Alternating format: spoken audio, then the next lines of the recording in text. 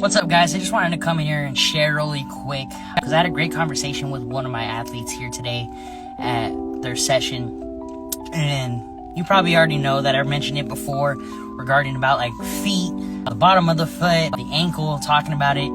And even as I just like keep learning more about it and learning more how it works, the movements, everything like that, the muscles that play a part of it, it's really an eye-opener for that reason of that fact, because of it looks like it's simple, but it is complex.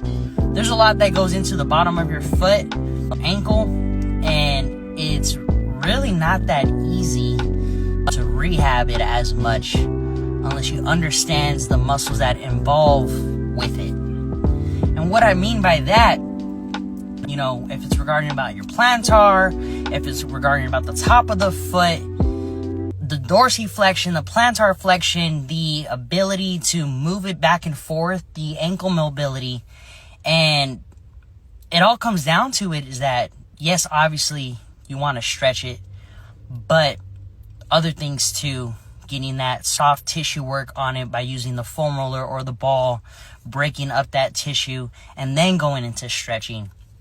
I see a lot of videos, post about ankle mobility stuff.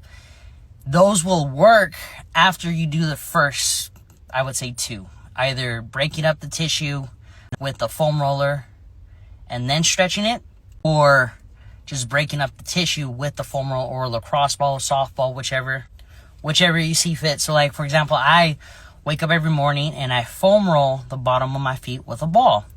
That way I can break up the tissue on the bottom of my feet because I'm standing all day doing sports massage therapy work. And it has tremendously helped a lot with regarding the bottom of my feet. I'm not as sore at the bottom of my feet. My calves are not as sore leading up to my knee, my quads, my hips. They're not as sore because I'm taking care of my feet by just doing that small, simple thing. And it doesn't take more than 5 to 10 seconds. Then I'll do some, if I have the time, mobility work on my feet or ankle. I even wear toe spreaders. That helps spreading my toes, keeping those spread as well from just wearing Vans or Nikes or whatever shoe that I'm wearing that day. I see a lot of people that wear those shoes, their feet are like almost over each other, their toes are almost over each other or so close together. And I get it. We need to wear work shoes, we need to wear high heels, we need to wear Vans. I understand that. I get it. I'm not telling you to change your shoe. You see all those advertisements, they get like the barefoot shoes, the wide box shoe.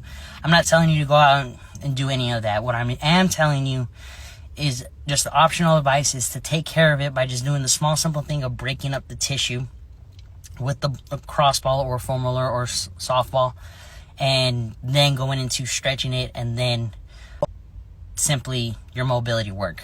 But what you do not want to do is simply stretch, break up the tissue with the foam roller or lacrosse ball, and then mobility. I find that it's personally me, what I've seen, it doesn't it counteracts. Now, there might be other massage therapists on here that probably do that order, where they probably do the mobility work, then foam roll it on a cross ball, and then stretch it, or all the way around. Whatever works for you.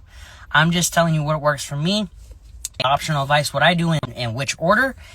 I've told that to all my clients. I've told that to my athletes. When they've done it in that order, they see tremendous results. They are coming back and giving feedback that they're not in pain as much with their feet or their hips or their knees.